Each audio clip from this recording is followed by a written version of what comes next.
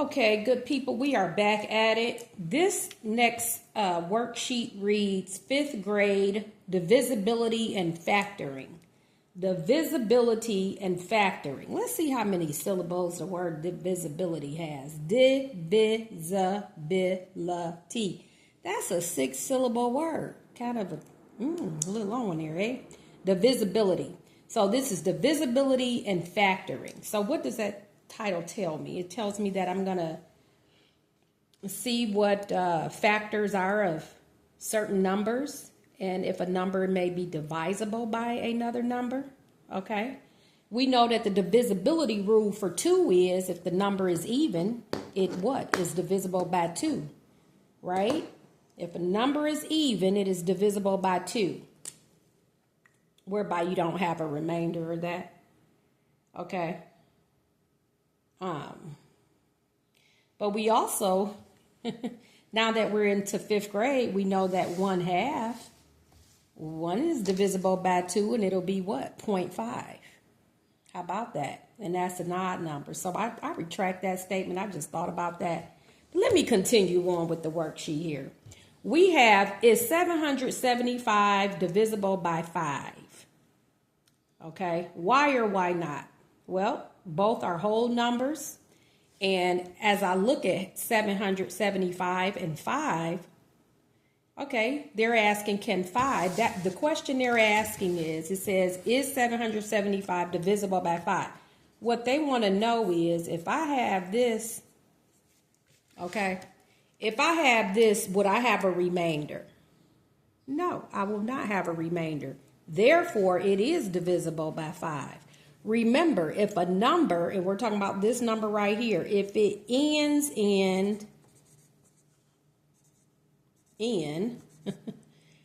okay, 0 or 5, in this case, it's the 5. If that number, I don't care how long it is or what have you, if it ends in 0 or 5 and is being divided by 5, you will not have a remainder. No remainder, okay? No remainder. Let's check it out. 5 into 7. Let's check it out. Real quickly rather. Okay, 5 into 7. 1 time. What am I going to do next? I just divided. I'm going to multiply. 1 times 5 is 5. Subtract. Get 2. Bring down the 7. How many sets of 5 can I get out of 27? So if I ate 27 chips, what would be the amount of sets of 5 could I get? 5. 5 times 5 is what? 25. Subtract, get 2. Bring down this last 5, and your answer is 155. But that's not what they were asking us. The simple question is 775 divisible by 5? Is 775? Yes. Because, and I'm going to write 775 is divisible. Did I spell divisible right there? I guess I did. Could be an A. Looked a little funny, but I guess it's right. 775 is divisible by 5 because, because 775 ends in what? A 0 or 5. Okay? Which, so the rule is if a number ends in 5, because when a number ends in 0 or 5, it's divisible by 5. I'll write that. But again, you can write it either way. It ends in 5. Or with a 5. I like that better. It ends with a 5. Or with 5, a 5, what have you. Okay? 775, that last digit right there, if it's 0 or 5, the number is divisible by 5, which means what? Again, you will have no remainder. That's what divisible means. Okay? So let's go on to the next question. Factor the following numbers to their prime factors What's a prime number? A number that's only divisible by itself in 1. So let's go ahead and write all of our factors for 26. Now, you don't have enough room on that. You don't have enough room on the worksheet itself. So you will be using your dry erase marker. I mean, your another dry erase sheet or your dry erase board. Okay. Let me erase all this other stuff on here and put this right here in the middle of this sheet. So again, we want to figure out what are the factors of 26. Okay, so I'm rewriting it, mom, dad. Okay, and then your child should be able to say, okay, 26 is what? I know it's 13 times 2. That I know. I'm going to divide this number by 2 and I get what? 13? Yes. And then 13 is a prime number, so guess what? There's nothing I can do with that. It's already a prime. Okay, is 2 divisible by only 1 in itself? Yes. So guess what? That's also prime. I'm already finished with that one. Because what makes a number prime? When it is divisible by itself and 1 only. Well, the only numbers that can go into 2 are 1 and 2. That are whole numbers, right? Yes. So 2 is a prime number, and that's what I mentioned in another lesson. Yes, it's even, but it's also prime. Okay. All right, let's go ahead and write 13 times 2. So I guess you did have enough room on here. 13 times 2. Let's go on to 40, okay? So I'm going to put 40 here. And then I'm going to start multiplying. Numbers that I know I can multiply to get 40. Because remember, a factor are numbers that you multiply to get an answer. So, for example, 1 times 40 is equal to 40. These are all factors. Well, these two numbers are factors of 40. It's 1, 40. Then you got 5 times 8. All those numbers are factors of 40. Remember, it's the numbers you multiply. Okay, those are the factors of another number. So 5 and 8 are factors of 40. Okay, but let's start with 20 and 2. Because I know 2 is that prime number. So that's already a prime number. But I got to get 20 to be prime. So 20 is not prime because what? We can multiply a whole bunch. It's divisible by more than itself in 1. So let's go to 10 times 2. Boom, I got that 2 right there. So this 2 and that 2 are already what? Prime. So I got this 2 and that 2. Let's see what else we have. Okay, now 10 is not prime, so we still got to break 10 down. How about 5 times 2? Boom. 5 is prime and so is 2. So look what we have here. We've got 5, 2, 2, and 2. So if we say 5 times 2 times 2 times 2, and remember, it doesn't matter the order in which you multiply numbers. This is the prime factors. These are the prime factors for what? The prime factorization tree, if you will. This is the bottom row that you would have. What's 5 times 2? 10. 10 times 2, 20. What's 20 times 2? 40. So that's what we will write. 5 and 3 2s. I got it from this 5, that 1 2, this 2, and that 2. So I circled the factors, or the prime factors, each time I came up with it. So we have 5 times 2 times 2 times 2. Okay? Let's go ahead and do the prime factorization for 59. Now that one is easy. I mean, 59, you're not going to divide it by 2, so no, no, and no. The number is 1 and 59. Now, I don't know quite. I'm sure that's what that is. Because I can't think of a multiplication answer that ends in 9 other than 1 times 9 and 3 times 3. And 3 doesn't go into this number evenly, and neither does 9. No, it's 1 and 59. There is not, you can't even divide 2 into 59. So if you think of all the answers to multiplication facts, there's not 59. No, it does not end in 59. All right, I think I'm safe on that one. Now, write all factors of the given numbers. Okay, so what we're going to do here is 1 times 8 gives me 8, right? Okay, 2 times 4 gives me 8. So those are the factors for 8. Let's do 15. 1 and 15. I'm listing them not in order, if you will. 3 and 5. Because 1 times 15 is 15 and 3 times 5 is 15. No other whole number factor, okay? For 30, we get 1 times 30. Always start with 1 in that number when you multiply the two numbers to get that answer. Remember, these are factors because I can multiply 1 times 30 and get 30. Now let's do 2 and 15. So my thinking is, okay, I did 1 and 30. Let's go to 2. So 2 can go into 30. How many times? 15. So we get 15 sets of 2.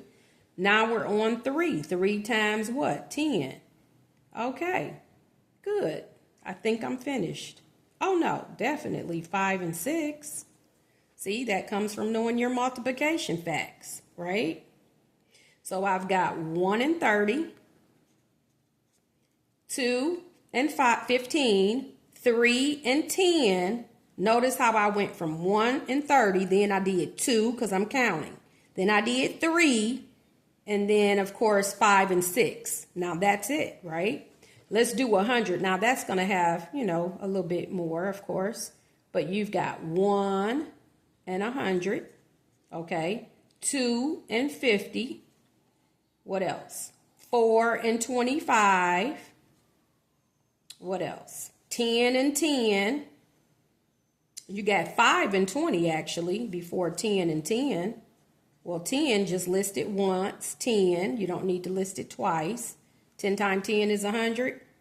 Okay, so that covers that. We did it. 1 and 100, 2 and 50, 4 and 25, 5 and 20, and then 10 and 10. Right? So we're done with that one. 7, I thought it would be a little longer. Okay, because I don't want. Okay, so 75, we got 1, 75, what else? Definitely 3 and 25, and then what about 5 and 15? Yes, okay, that's what I've listed, all right? Now, on to the next, 16, we got 1 and 16, 4 times 4, you only need to list 4 one time. Oh, and definitely 2 and 8. Forgot 2 and 8 should have came really before I listed 4, but nonetheless, I caught it, right? All right, down here, what is the greatest common factor for the following set of 2 numbers? So the greatest common factor, I'm thinking when I look at 2 and 4, here's what I'm thinking, okay?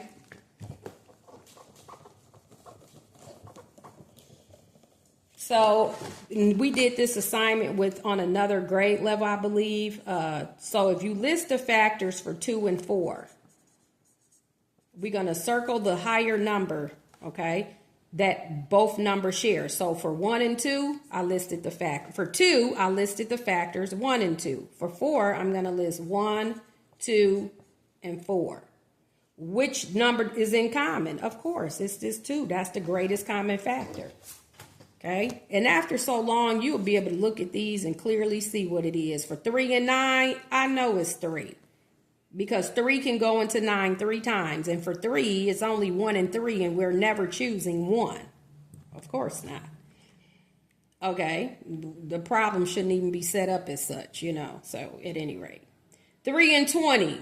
Okay, what's the greatest common factor? That's a good one, my talking, right? It is simply 1.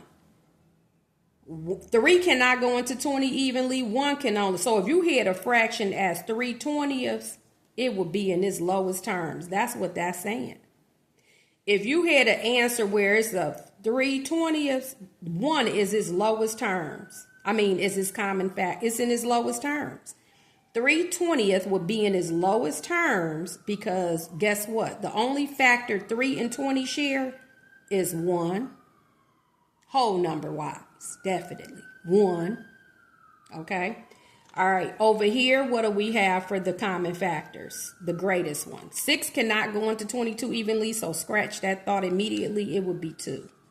3 cannot go into 22 evenly. 3 times 7 is 21, but it's not 22. So 3 and 7 are factors of 21, but this number is 22. So if you listed the factors for 6 and 22, you would come up with 2. List the factors for 6. 1, 2, 3, and 6, right? All right. If you listed those, you know you're going to get 2. So it's only 2. Okay, because 3 is not a factor of 21. Okay, that was my point. Okay. All right, 10 and 50. What do we have here? We've got 10. 10 can go into itself and is divisible by itself, and it definitely 50 is divisible by 10. So 10 is your greatest common factor. 9 and 15. What would it be? 3. Okay, if you list the factors for 9 and list them for 15, you'll get 3. Okay, so I'll go back. I'm going to show you for 10 and 50. Now we know for factors of 10 is 1, 2, 5, and 10. For 50, you're going to get quite, you'll definitely get 10 and that, and then you'll get what? 25, and then you'll get 50. Okay. So at any rate, the highest number that they share, that's called your greatest common factor. You'll see it sometimes as GCF, or just know what those mean, those letters. Greatest common factor. Okay? So that basically means if we had a fraction as 10/50ths, we would divide both numbers by 10, and we would get 1/5. So 10/50ths is equal to what? 1/5. Okay? That's how we do that.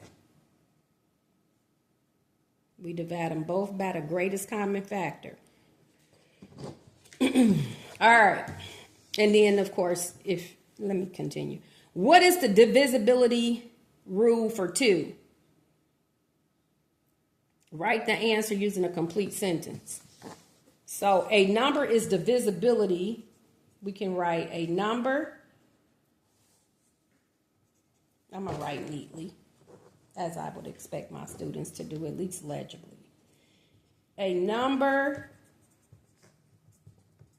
that's divisible by 2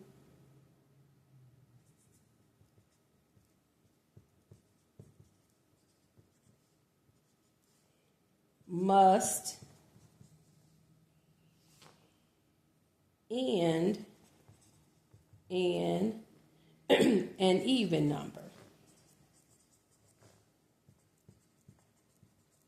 Okay, including 0.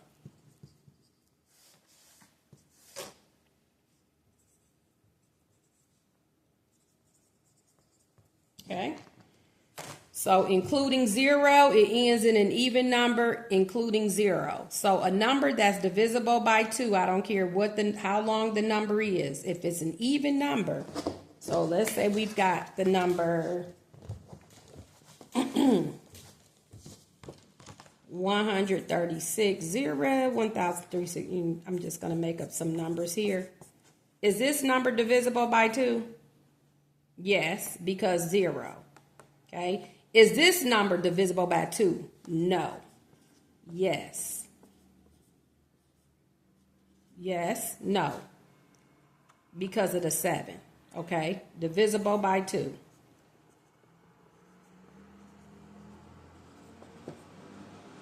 Yes. Because of the 0. No. Okay. I'll give you another one. 10. Let's do. Yes. Okay. All right, good people.